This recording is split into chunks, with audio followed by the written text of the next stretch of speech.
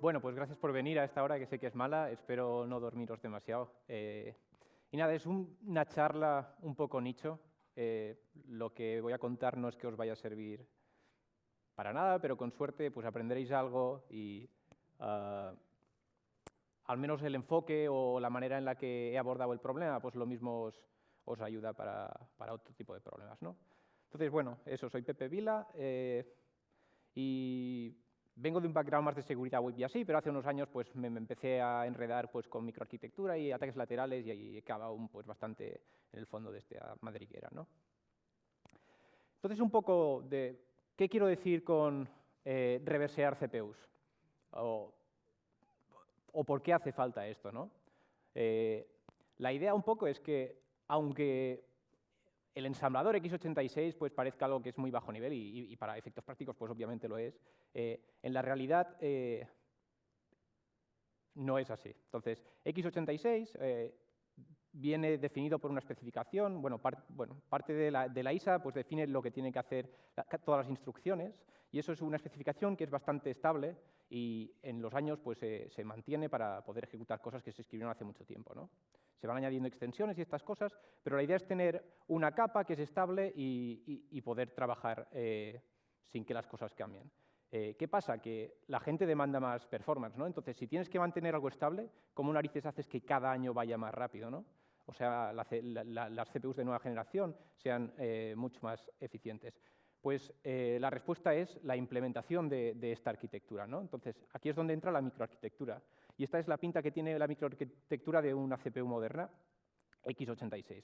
Entonces van a entrar instrucciones de ensamblador que vemos y pasarán por todo este pipeline y se ejecutarán. Entonces aquí hay un montón de optimizaciones, de predictores, de buffers, cachés, un montón de historias que van a intentar paralelizar el código y exprimir pues, todo lo que puedan la CPU, ¿no? Entonces, ¿qué pasa?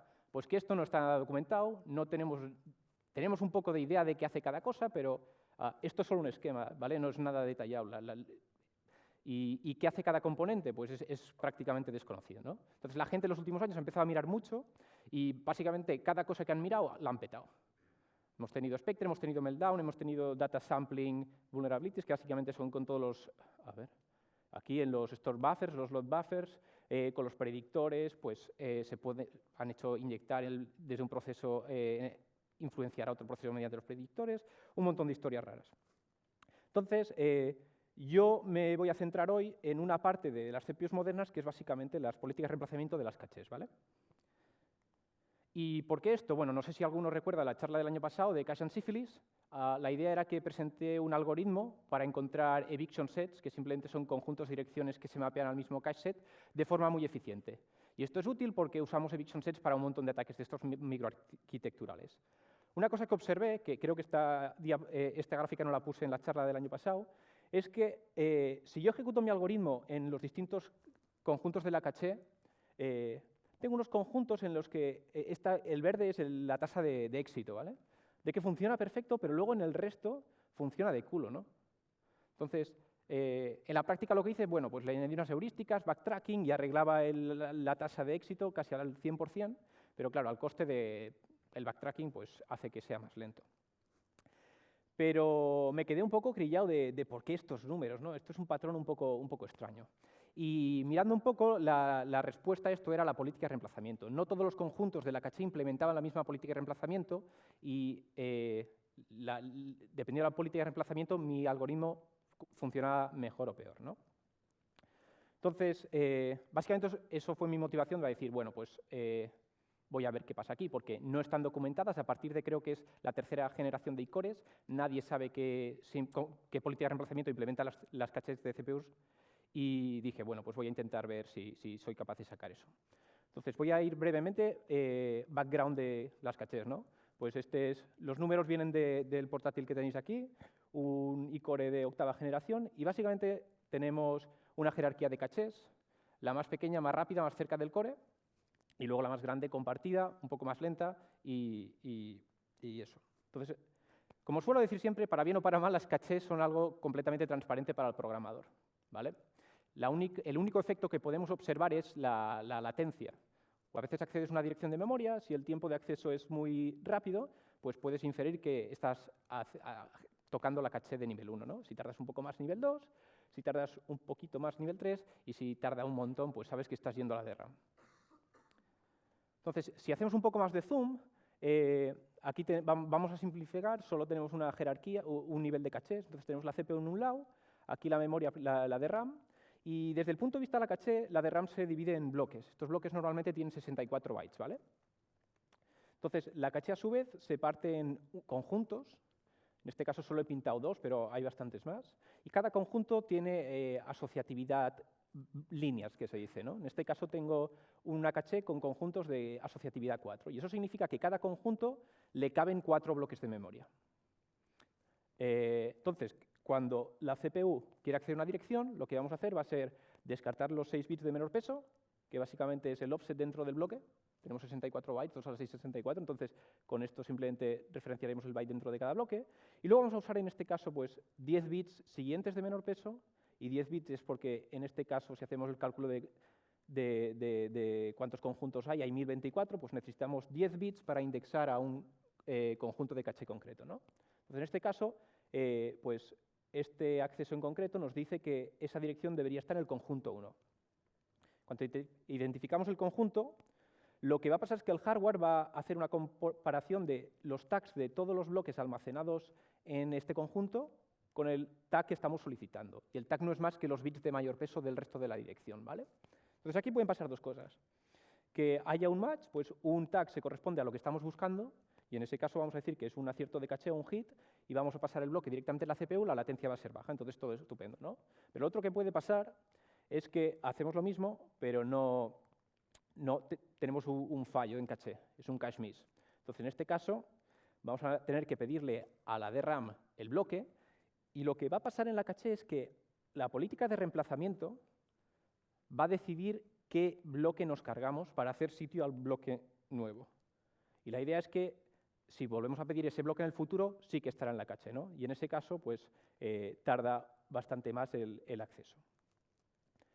Entonces, esta organización de las cachés pues, tiene una razón. Entonces, la partición en bloques y en conjuntos es básicamente un poco un equilibrio entre lo que es fácil de implementar en hardware y barato y lo que explota lo que se dice la localidad espacial de un programa, ¿vale? No voy a entrar aquí.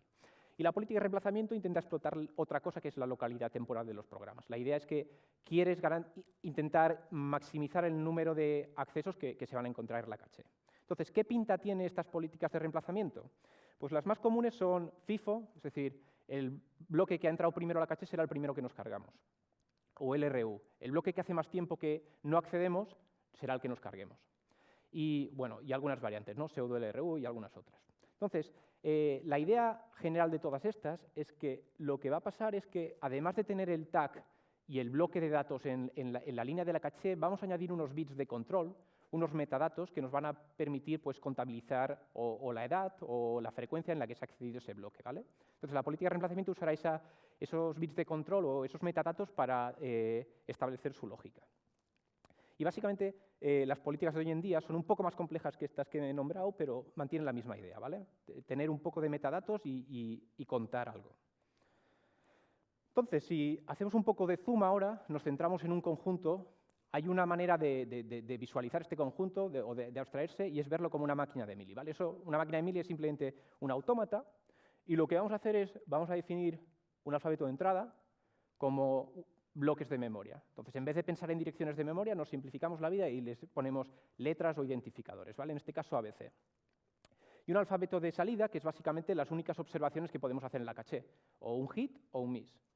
Entonces, aquí tenemos un estado, por ejemplo, tenemos A y B. Si accedemos A, nos produce un hit y seguimos el mismo estado. Si accedemos B, otro hit, mismo estado.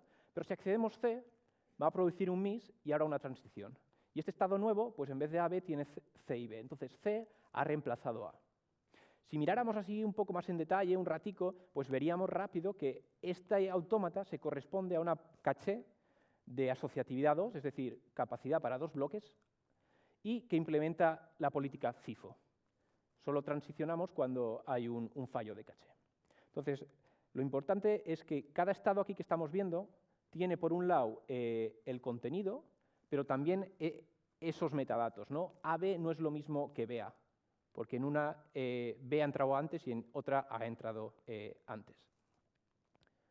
Entonces, bueno, esto background, ¿qué vamos a hacer? Reversear la política de reemplazamiento. Entonces, como he dicho, aunque no parezca que eso sea importante, hay otra gente que lo ha considerado importante y ha intentado extraerla, ¿no? Entonces, voy a mencionar rápidamente. Enfoques muy genéricos simplemente decían, bueno, pues voy a implementarme un simulador, implemento una política de reemplazamiento X y voy a correr unos benchmarks y comparar esos benchmarks con el hardware. Entonces, si los ratios de miss y hits son parecidos, pues podemos inferir que lo que hemos simulado se parece a lo que hay en el hardware, ¿vale?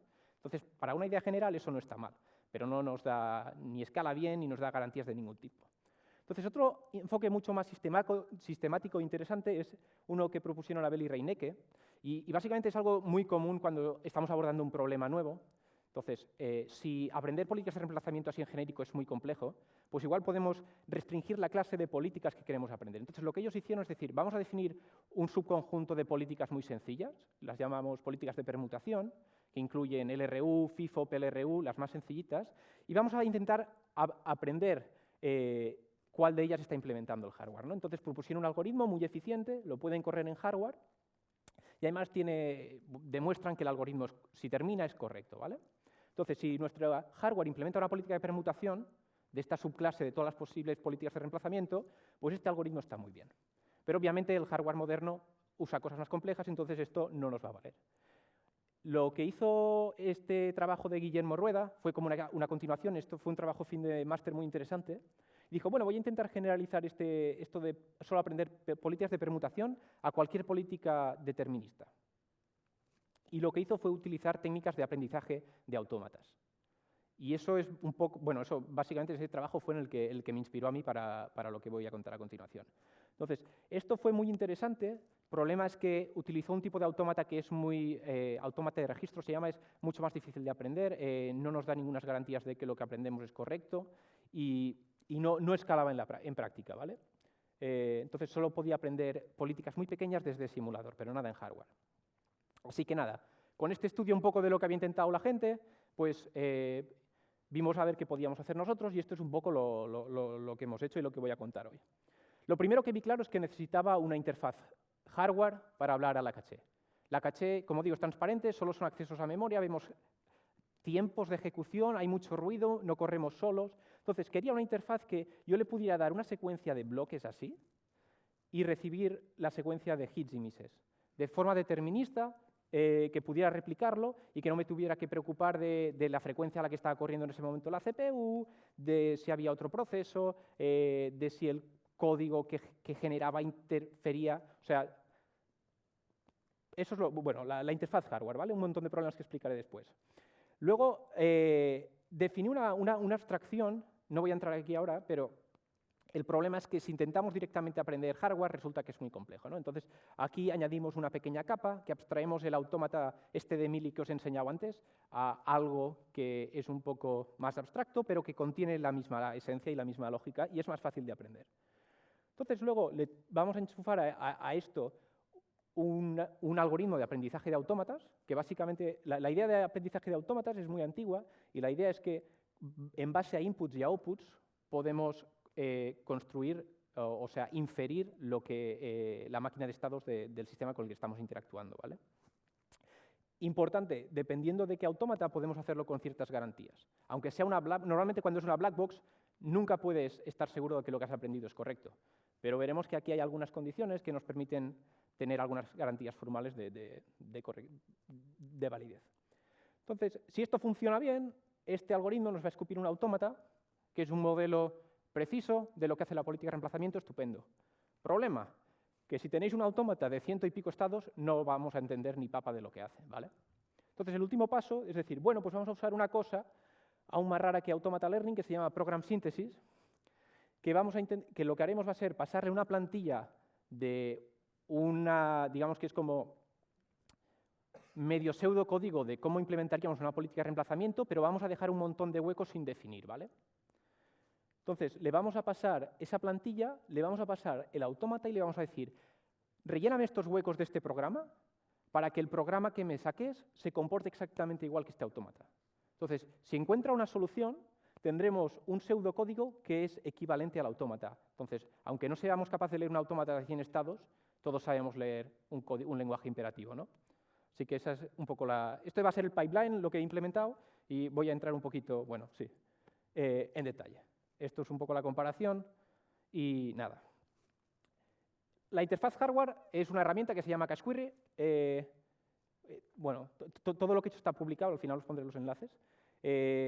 Y como decía, vamos a intentar abstraer al usuario de todos los detalles de bajo nivel, ¿vale? Y bueno, estos detalles son eso, la selección de direcciones, el tiempo, cache filtering, el código que se ejecuta, un montón de cosas. Y lo que va a hacer CacheQuery, que he implementado con un módulo de kernel y luego una pequeña interfaz en Python, es aceptar secuencias de bloques. Los bloques son identificadores que pueden llevar un interrogante. En ese caso le decimos, ese bloque, mídeme el acceso para determinar si es un hit o un miss. Puede llevar exclamaciones que dice, ese bloque no es un acceso, sino que es invalídame eso del sistema de la caché, con una instrucción CLFlash. Y luego, si simplemente ponemos el bloque, pues simplemente significa que accedemos, ¿vale? Entonces, esto es, pues es una abstracción, y para haceros una idea, también hay algunas macros que permiten hacer consultas manuales. Voy a explicar muy rápido. Imaginaos que tenemos un conjunto de asociatividad 4, ¿vale? Pues con CacheQuery lo que diríamos sería, vamos a hablar al conjunto 24 del nivel 1 de la caché. Y le vamos a pasar este input. Entonces, CacheQuery va primero a expandir este arroba a una secuencia de bloques distintos. Como la asociatividad es 4, accederemos a A, B, C, D, y esto llenará la caché inicialmente, ¿vale? Cada consulta empieza con una caché vacía. Después de esto vamos a acceder a otro bloque, que lo llamamos X, simplemente es un bloque cualquiera que es distinto que los anteriores. Y X, obviamente, si solo hay capacidad para 4 bloques, se va a cargar algo que había antes. Y este / interrogante se expande a los corchetes, ya no sé ni cómo se llama. Y lo que los corchetes harán es básicamente, para cada bloque entre corchetes, vamos a hacer una consulta distinta con el prefijo que había antes. Entonces, en este caso, pues 4 consultas y preguntamos, o sea, haremos el acceso A, B, C, D, X y luego mediremos si A todavía está en la caché. A, B, C, D, X y luego si está B en la caché, ¿no? Y lo que vamos a obtener de aquí es un miss para A, un hit para B, un hit para C y un hit para D. ¿Qué significa? ¿Y qué hemos aprendido con esta simple consulta? Pues que cuando accedemos a B, C, D, X se carga primero al bloque que hemos accedido primero. Entonces, esto ya nos está dando una información de lo que hace la política de reemplazamiento, ¿vale? Entonces, no sé cómo voy de tiempo. Voy a saltarme la demo si hay tiempo al final, pero vamos, simplemente es la interfaz, aquí especifico el nivel de la jerarquía, el conjunto, y le tiro comandos y vemos aquí el output, que es básicamente los hits o los misses. Entonces, esos CacheQuery, ya nos podemos olvidar del hardware, hemos resuelto un problema. Vamos a ver qué es esto de Polka, ¿no? La abstracción que os hablaba. Entonces, ¿por qué no podemos intentar aprender la caché directamente del hardware? La respuesta es que sí que podemos, pero es muy ineficiente. Y la razón es que si hacemos eso directamente, el autómata que extraigamos va a tener un montón de redundancia y va a costar mucho de aprender. La razón es que las políticas de reemplazamiento son completamente agnósticas del contenido específico de la caché. Como os he dicho, utilizan los metadatos de los bloques y eso significa que si tenemos A, B y C, a la política de reemplazamiento solo le interesa si A es más viejo que C, pero le da igual si A es A, o sea, le da igual ABC que CDE, ¿no? El contenido concreto que hay en la caché le da igual a la política de reemplazamiento. Y si vamos al ejemplo del principio, que os decía que los estados del autómata representaban el contenido más los bits de control, a nosotros nos interesaría un autómata que solo tuviera los bits de control, que pudiéramos ignorar todo lo que es el contenido, porque el contenido es simplemente la lógica que veíamos al principio de comparar tags y ver si algo es igual o no a lo otro. Entonces, ¿cómo podemos solucionar eso? Pues lo que intenté hacer es pues, abstraer la política de reemplazamiento de un autómata que solo represente la política de reemplazamiento de este autómata para lo que llamo Cache Content Management, ¿no? El autómata de la caché. Y aquí lo veréis un poquito pues, más claro. Aquí tenemos el autómata que os he enseñado antes, lo llamaremos autómata concreto si queréis, que tiene un lenguaje pues, muy fácil, decíamos secuencias de bloques de entrada, y las salidas es o hits o misses, ¿no? Entonces, la abstracción que yo he construido funciona del siguiente modo. En vez de una secuencia de bloques, lo que vamos a tener es asociatividad h's, y el h y el número este simplemente significa accede el bloque en la posición 0, o la 1, o la que sea. De las líneas de la caché, pues vamos a acceder una concreto. Pero no le estamos especificando qué contenido hay ahí en concreto. Y luego añadiremos otro símbolo especial, que es esta M, que significa cárgate algo. Y luego la salida para todas las entradas que son h's va a ser simplemente barra baja, no nos importa la salida, es la misma para todos. Pero M lo que va a producir como salida es el índice del bloque que nos cargamos. Y nuestra abstracción lo único que hace es mapear secuencias de esta entrada abstracta a secuencias de esta entrada concreta. Y con las salidas concretas las mapearemos a una salida abstracta. Entonces, para haceros una idea, lo único que nos hace falta es llevar un poco la cuenta de qué hay en la caché, ¿no? Si empezamos en una caché que conocemos el contenido inicial, digamos, una caché que tiene A y B, pues H0, en la posición 0 sabemos que está A, pues emitimos aquí A. H1 sabemos que en la posición 1 está B, emitimos B. Y ahora una M, vamos a elegir simplemente un bloque cualquiera que no sea ni A ni B, que no se encuentre en la caché. Entonces, esto va a causar un reemplazo. ¿Y qué pasa? Que ahora M nos tiene que devolver cuál de los bloques anteriores se ha cargado. ¿Cómo hacemos eso? Pues necesitamos emitir dos consultas concretas con los distintos bloques que había antes en la caché para ver cuál de ellos nos produce un miss, en este caso A, y devolverlo. Entonces, esta abstracción, este mapper, tiene un overhead que básicamente es que cada vez que tenemos una entrada M, vamos a necesitar varias consultas concretas. Pero como os enseñaré ahora en la diapo siguiente, este overhead vale la pena pagarlo, ¿vale? Entonces, para que veáis un ejemplo, tenemos una caché de asociatividad 2 con la política LRU. El autómata de aquí es el autómata concreto que os decía. ¿Veis? 12 estados. Cada estado es contenido y esos bits de control. Y si utilizamos nuestra abstracción, este es el autómata que aprendemos. Entonces, si pensáis en la política LRU, con asociatividad 2, ¿qué necesitamos? Un estado donde el bloque más viejo es el primero y un estado donde el bloque más viejo es el segundo. Entonces, con dos estados para ese autómata no nos hace falta nada más. Y si os fijáis, aquí hay un montón de simetrías en este autómata que estamos cargándonos, que básicamente es como ver este mismo autómata un montón de veces, ¿no? Entonces, con nuestra abstracción vamos a pagar un coste por el mapeo, pero lo que nos ahorraremos va a ser mucho más, porque la reducción de número de estados es más exponencial. Entonces, ya tenemos interfaz hardware, tenemos la abstracción. Vamos a ver qué narices es esto de aprendizaje de autómatas, ¿vale? Pues la idea viene de los 80 y de aquí el título de la charla, ¿no? Teoría de autómatas es una disciplina súper vieja, pero lo que me encontré que me interesó especialmente fue un paper por Dana Angluin de los 80 que básicamente proponía un algoritmo llamado el estrella. Y el estrella lo que hace es darnos un algoritmo eficiente para aprender lenguajes regulares. Entonces, ¿qué es un lenguaje regular? Pues un lenguaje regular es un autómata finito determinista. No sé si os acordáis, pero lenguajes regulares se mapean a autómatas. Entonces, aprender un lenguaje regular es lo mismo que aprender un autómata finito determinista. Entonces, ¿qué pinta tiene este algoritmo? No voy a entrar en detalles, ya estoy a punto acabando la parte tocha. Lo que propone Dan Angluin es un protocolo que se llama estudiante-profesor. Entonces, en este protocolo el profesor sabe todo, ¿vale? Tiene poderes mágicos, es un oráculo y conoce lo que queremos aprender. Y al estudiante le vamos a permitir hacer dos tipos de preguntas. Preguntas de pertenencia, de membership, que básicamente va a ser, tengo una palabra y pertenece esta palabra al lenguaje, y a eso el profesor va a responder sí o no.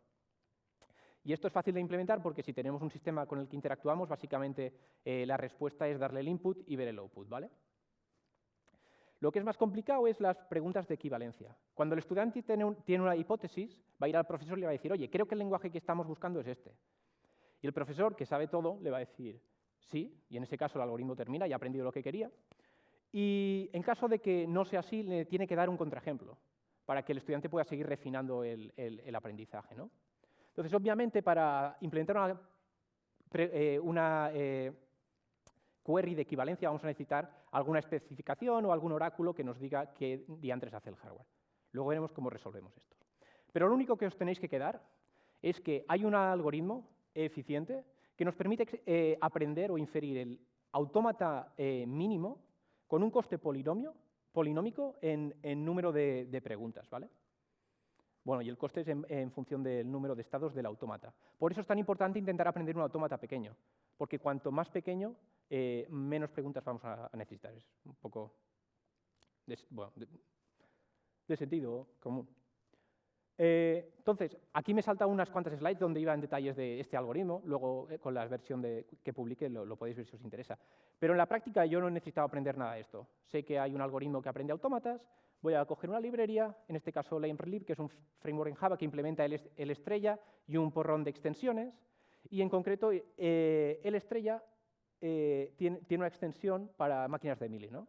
Entonces, si os decía que las preguntas de pertenencia es input una palabra, entonces me dice si el autómata la acepta o no, pues con una máquina de Mealy, en vez de un sí o no, nos va a dar un output. Las preguntas de equivalencia es más complicado. ¿Cómo podemos hacer eso? Pues tenemos que aproximarlas. Básicamente, como digo, es hardware, es una black box, no podemos saber que lo que estamos aprendiendo es realmente lo que hay ahí, ¿no? Entonces, lo que vamos a hacer es aproximarlo mediante test. Entonces, la intuición aquí es que imaginar que tenéis un modelo y tenemos el hardware, vamos a empezar a generar inputs aleatoriamente, se los tiramos a los dos. Cuantos más inputs no nos den contradicciones, pues más aumenta nuestra confianza en el modelo, ¿no? ¿Problema de esto? Bueno, pues sí, te puedes pegar ahí 10.000 horas y cuanto más rato, pues más seguro estás de que tu modelo es correcto. Pero formalmente eso no nos está diciendo mucha cosa. Entonces, en vez de hacer esto, lo que hemos utilizado es técnicas de conformance testing, y lo que conformance testing hace, en especial un método que se llama WP, es que si asumimos que el hardware que estamos implementando tiene como máximo un número finito de estados, que es lo normal, no hay máquinas con números de estados infinitos. Bueno, igual sí, pero generalmente en hardware el número de estado va a ser finito, ¿no? Pues este método nos da una secuencia finita de test, tal que si la pasamos, nos garantiza equivalencia. Entonces, si somos capaces de generar esa secuencia de test y pasarla, entonces tenemos garantías formales de que nuestro autómata implementa lo mismo que el hardware. Y lo único que necesitamos es una suposición de que el hardware tiene como máximo un número de estados.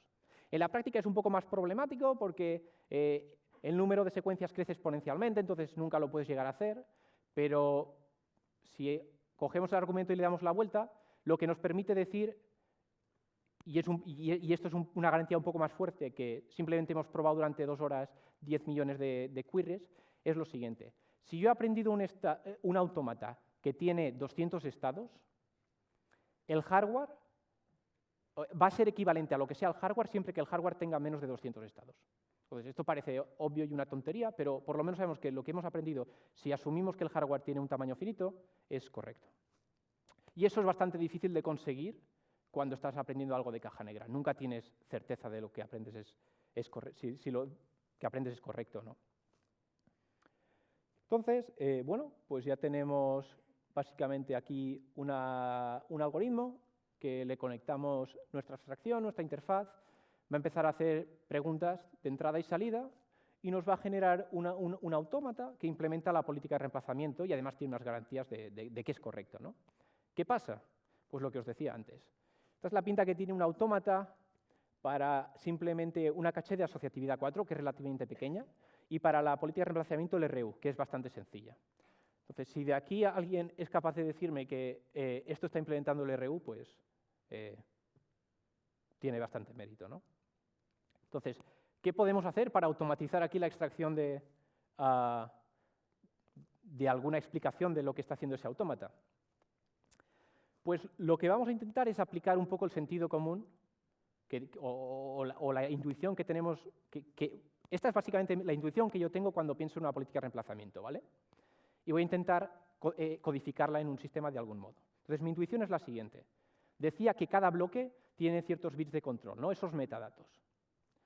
Luego, la política de reemplazamiento va a tener una regla de promoción. Cuando accedemos a un bloque, vamos a actualizar esos bits de control. Tiene una regla de reemplazamiento, que nos va a decir, cuando nos carguemos un bloque, cuál nos cargamos en base a los bits de control estos. Una regla de inserción. Cuando insertamos un bloque nuevo, cuál es el valor de estos bits de control iniciales, ¿no? Y luego una regla de normalización, que es un poco especial, pero muy sencilla, si os cuento un ejemplo. Hay una política que se llama MRU, donde básicamente cada bloque tiene un bit extra, que básicamente se inserta a 0, y cada vez que accedes el bloque se sube a 1, ¿vale?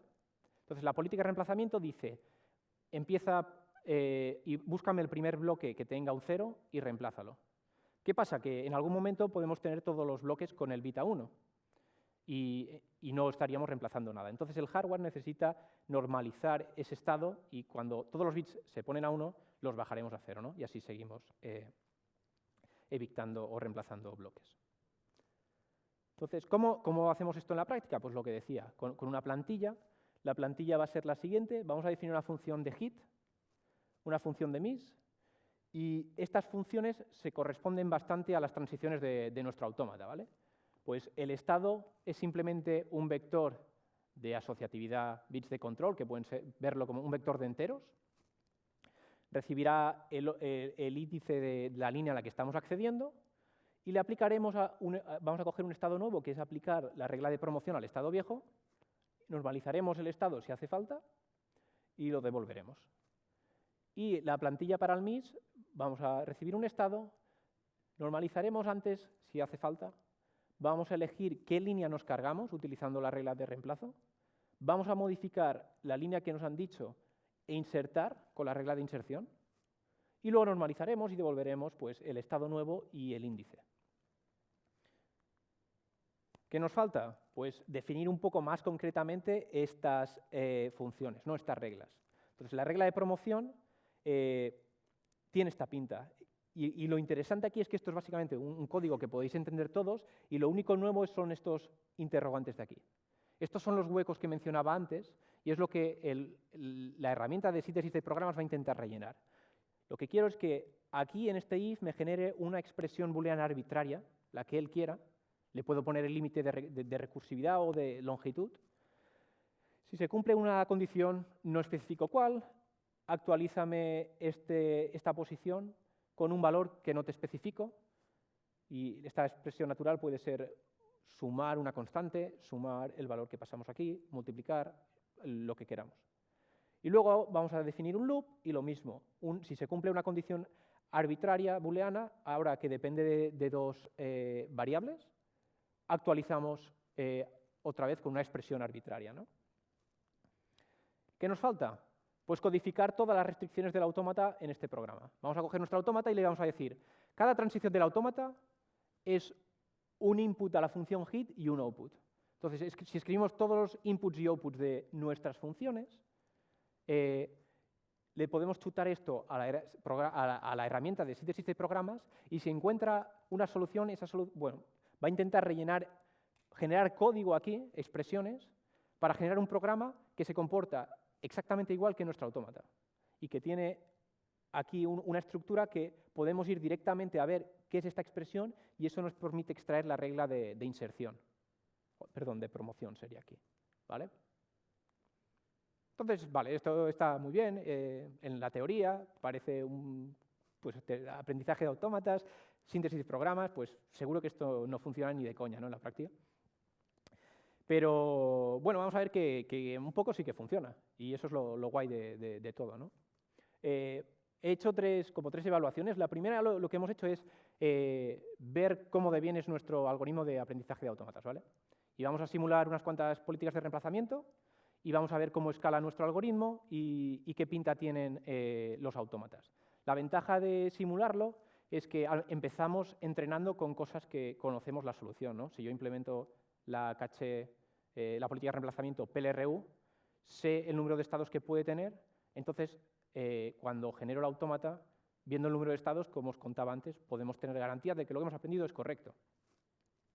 Después, si esto funciona, pues vamos a ver si simplemente cambiando el simulador y enchufándolo en nuestra interfaz, Cache Query, si funciona con hardware. Hay algunas complicaciones adicionales que mencionaré, pero eso. Y finalmente, pues vamos a coger todos los autómatas que hemos aprendido, de simuladores y de hardware, y vamos a chutárselo a nuestras plantillas y ver si podemos aprender algo de verdad. Entonces, aquí los resultados de la síntesis de cachés simuladas. Estas son las 7 políticas de reemplazamiento que hemos implementado y estas son las distintas asociatividades. Entonces, si os acordáis de los trabajos previos que mencionaba, políticas de permutación son solo las 3 primeras. Solo podían aprender estas 3. La tesis esta de fin de máster, que he dicho que usaba otro autómata más complejo, solo era capaz de aprender MRU hasta asociatividad 5 en unas 30 horas. Nosotros aprendemos MRU a asociatividad 6 en menos de un segundo.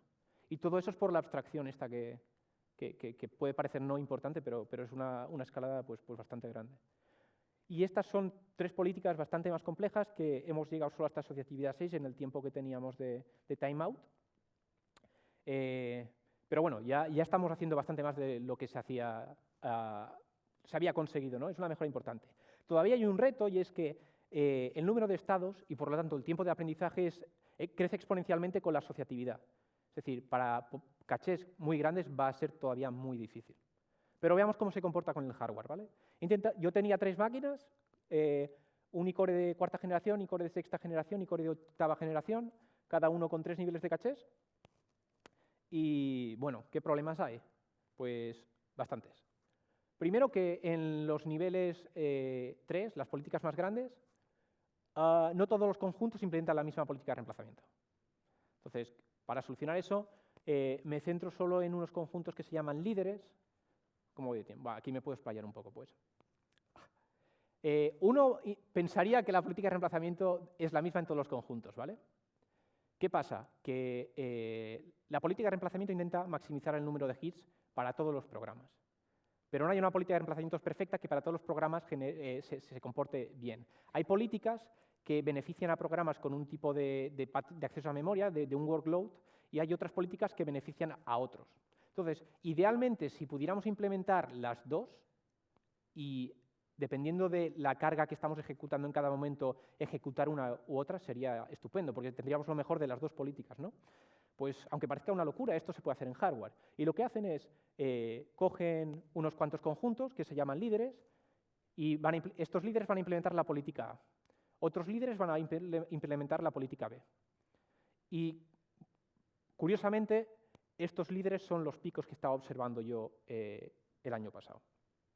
Y lo que vamos a tener es un contador donde vamos a contar los hits y misses que producen cada una de estas políticas.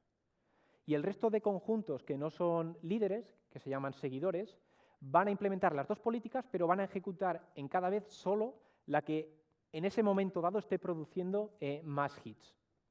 Entonces, estos son políticas adaptativas y claro, si está cambiando la política dinámicamente es muy complicado aprenderlo. Entonces, nosotros nos vamos a centrar solo en los líderes. Además, incluso si solo nos centramos en los líderes, no todos los líderes son deterministas. Y nuestras técnicas de aprendizaje ahora mismo solo nos permiten aprender políticas deterministas. Tengo algunas ideas de cómo extenderlo a probabilistas, pero se complica bastante y de momento pues no lo hemos hecho. Otro problema más importante es que L3 tiene asociatividades enormes, 12, 16, 20. Entonces, ¿cómo resuelves esto en la práctica? Porque hemos visto que para las políticas más complejas llegamos solo hasta 6. Entonces, de 6 hasta 12 o 6 a 16 todavía mucho. Entonces, aquí hemos tenido que hacer trampas. Resulta que hay una cosa que se llama Intel Cache Allocation Technology, que nos permite, esto nació con la idea de que tú cuando estás corriendo pues, tu proceso en un ordenador, pues dependiendo si corren otras cosas, vas a tener más o menos interferencias en la caché y luego el rendimiento de tu programa se va a ver más o menos afectado, ¿no? Entonces, con Intel Cache Allocation Technology puedes definir políticas en hardware para que un proceso o un core solo utilice parte de las líneas de la caché. Entonces, podrías decirle que el core A, que solo va a correr un proceso crítico, use él solo 6 de las 16 líneas de la caché y que el resto se pelee por el resto de las 6 líneas, ¿vale? De las 10 líneas restantes. Entonces, con esto lo que hemos hecho es virtualmente reducir la asociatividad y que nuestro proceso cuando se ejecuta, solo tenga 4 líneas. Y bueno, luego hay otro problema con que no voy a entrar aquí, pero bueno, estos son los resultados de correrlo con hardware. Vemos que en el nivel 1, asociatividad es 8 en las 3 CPUs, todos implementan PLRU, que es un autómata de 128 estados. En el nivel 2 de las CPUs pre-Skylake, o sea, antes de sexta generación, también implementan PLRU en nivel 2, pero a partir de Skylake redujeron la asociatividad de L2 a 4 líneas, implementaron una política nueva, que aquí llamo New One, que tenía 160 estados. Esta política no está documentada. Y luego, en el nivel 3, a partir de sexta generación, los líderes que implementan una política determinista son estos, que son los que había observado yo, los picos, se corresponden exactamente a estos números, e implementan otra política distinta a New One, que tiene 175 estados. Entonces, tenemos ya modelos en forma de autómatas de la política de reemplazamiento que implementan las CPUs modernas en L2 y L3. Pero podemos extraer explicaciones de esto, pues vamos a ver si podemos sintetizarlas, ¿no? Entonces, básicamente estos son los 7 programas que simulé, las 7 políticas que simulé, estas las 2 de hardware, y para todas ellas, menos para PLRU, ahora explico por qué, hemos podido sintetizar soluciones. La razón de no ser capaz de aprender PLRU es que una de las suposiciones... Bueno, cuando os he dicho que mi forma de pensar en políticas de reemplazamiento era cada línea tiene unos bits asociados, luego implemento el estado como un vector de bits de control de los metadatos, eso no se cumple en PLRU, porque PLRU tiene unos bits de control globales. En vez de tener 1 o 2 bits por línea, tiene logaritmo de... Bueno, tiene ciertos bits que son compartidos por todos, ¿no? Entonces, como la explicación para PLRU no corresponde con nuestro template, no somos capaces de encontrar una solución. Pero si lo extendiéramos a tener en cuenta esto, pues seguramente podríamos. Entonces, a lo interesante, ¿qué pinta tienen estas políticas de reemplazamiento que no están documentadas, ¿no? Pues aquí tenemos... bueno, otra cosa que se me ha olvidado mencionar, que también es interesante, es que cuando tenemos un autómata y lo hemos aprendido, los estados, o sea, sabemos que son estados, pero no sabemos, porque los podemos distinguir... O sea, 2 estados son distintos porque producen para cierta entrada observaciones distintas, ¿vale? Pero no tenemos ninguna manera de ver qué diantres es los bits de ese estado. Entonces, parte de la síntesis va a requerir instanciar esos bits. Entonces, en este caso, tenemos estados que son un vector de 4 enteros y la síntesis nos va a dar los valores concretos para cada estado. Entonces, también hay más de una solución para un autómata. En algunos casos puede haber más de una solución, ¿vale? Esta es una de las que he encontrado. Entonces, la regla de promoción nos dice simplemente cuando accedes un bloque, métele los bits a 0. Este bucle aquí chungo es la regla de normalización. Básicamente nos dice, mientras no haya ninguna línea con los bits de control a 3, increméntame de 1 en 1 todas las líneas menos la que acabamos de actualizar. Si nos vamos al MIS, tenemos aquí, llamamos MISINDEX, esta es la regla de reemplazo. Nos dice, iteraremos por el vector, el primer elemento que tenga bits de control igual a 3 es el que nos cargamos. Y luego el nuevo lo vamos a insertar con edad 1, o sea, con bits de control a 1. Y luego la normalización nos dice lo mismo. Mientras no haya ningún bloque con igual a 3, incrementa más 1 a todos menos el que acabas de insertar. Y la de nivel 3 es muy parecida, nos cambian solo la regla de promoción, donde ahora, bueno, veis que este es un poco más complejo. Esto, si pensáis en la expresión esta arbitraria que definía como hueco, básicamente esto es lo que nos sintetiza, ¿no? Nos sintetiza una condición y tanto el if como el else. Podría ser más complejo. Entonces la promoción es, si el bit es mayor que 1, mételo a 1, si no, lo metes a 0. La normalización es la misma, pero ahora vamos a incrementar todos, incluido el que acabamos de actualizar. Y el reemplazo es el mismo, inserción mismo y normalización mismo, pero también incrementamos el que acabamos de insertar. Entonces, bueno, pues para resumir, una solución, pues eso, completa para aprender políticas de reemplazamiento deterministas en hardware. Podemos inferir explicaciones que son legibles, lo que está bastante guay. Y hemos encontrado pues, dos políticas que estaban sin documentar en procesadores nuevos, lo que es bastante chulo. Y esto es interesante no solo para seguridad, hay gente que necesita simuladores de hardware para evaluar. Entonces, saber esto significa que puedes implementar un simulador que se va a corresponder al hardware que existe, ¿no?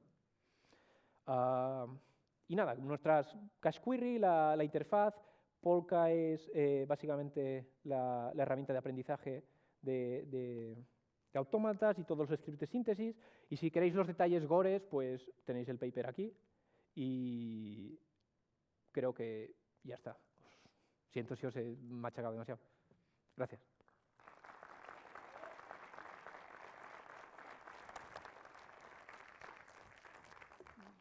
¿Tenemos tiempo para preguntas? Vale.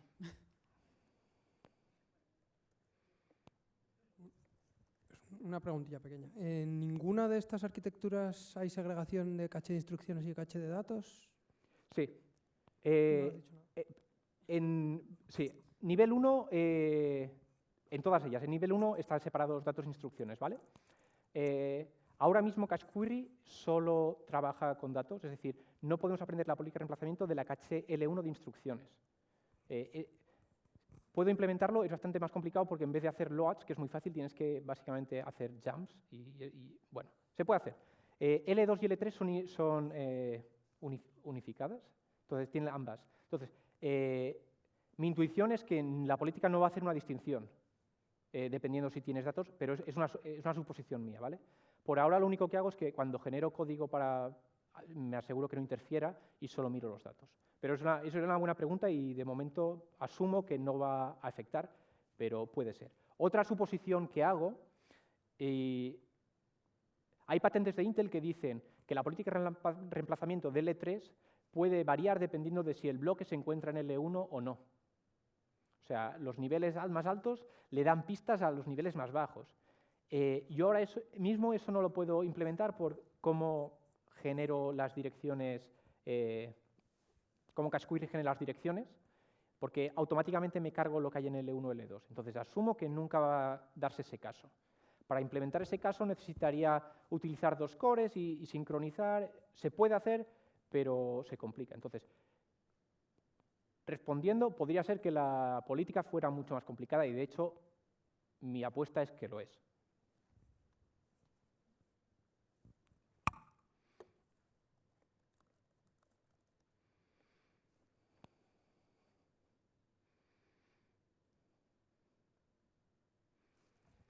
Hola. Bueno, enhorabuena por la charla, por lo menos la parte que he conseguido seguir un poquito, ha sido interesante.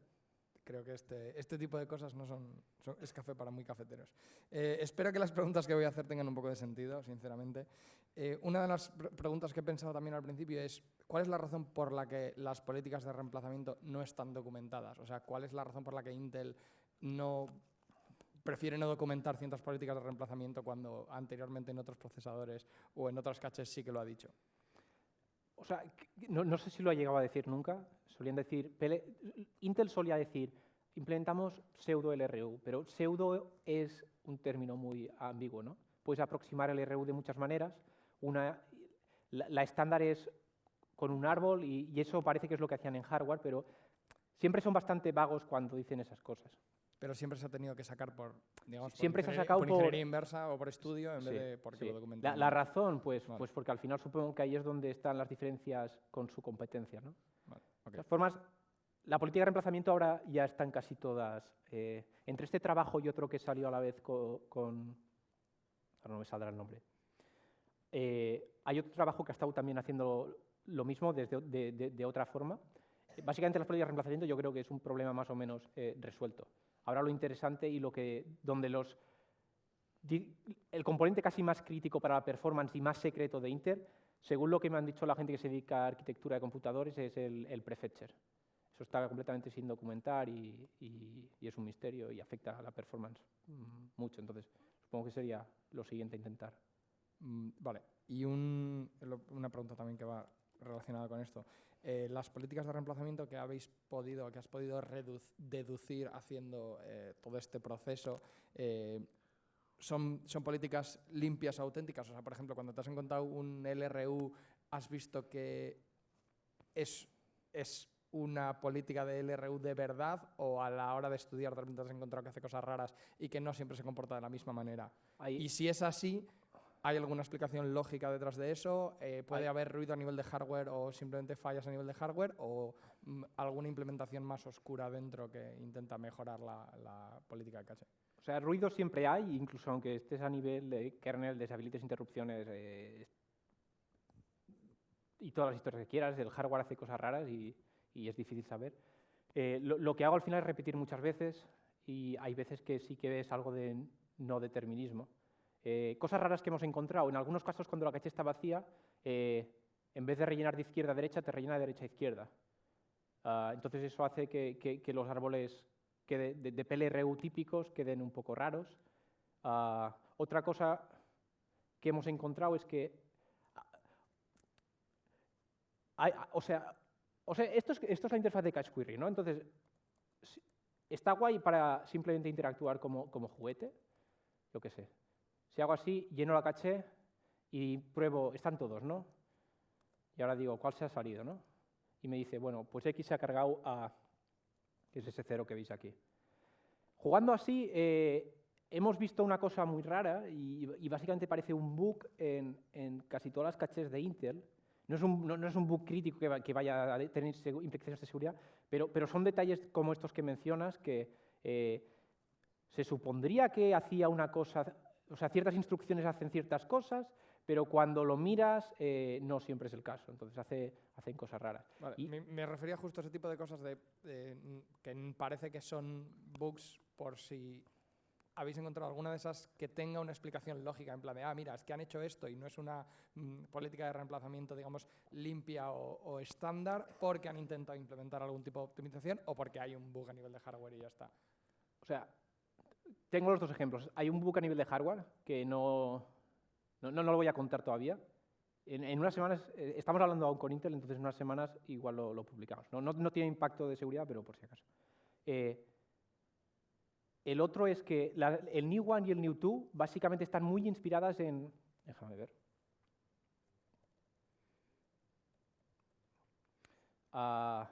Son variantes de estas. Estas dos políticas las definieron en un paper de Intel hace un porrón de años. Entonces, lo que hemos encontrado en hardware es una variante de estas dos.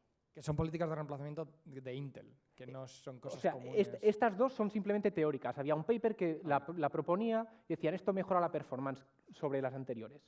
Okay. Cuando miramos esto y encuentro estos dos autómatas de aquí, claro, al principio el autómata no tenía ni idea de lo que hacía, ¿no? Pero cuando vemos la explicación y comparamos la explicación de lo que hay en el hardware y lo que había propuesto Intel en su paper, es como la misma familia de políticas, pero es una variante. Okay. Vale, gracias.